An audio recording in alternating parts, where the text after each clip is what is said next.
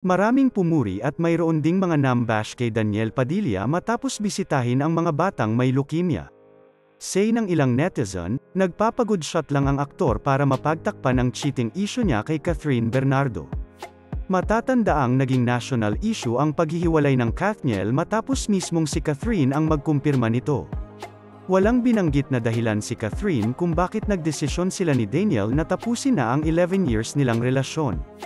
Sinasabing nakikipagkita di umano ng palihim si Daniel sa aktres na si Andrea Brillantes, na nakarating kay Catherine. Narito ang comment ng netizens. Lizzie Ann Bon Lamantas, pagod boy sa public huho. Rack Valmonte, nagpapagood shot. Meridel Reyes Botor, pagod shot in the public eye. Nick PR move to cover his cheating issue. Dehins Gonzalez, HMMM. B. Kit Prang nagpapagood shot. Pangit NBA ng image o may NG Wang kasalanan?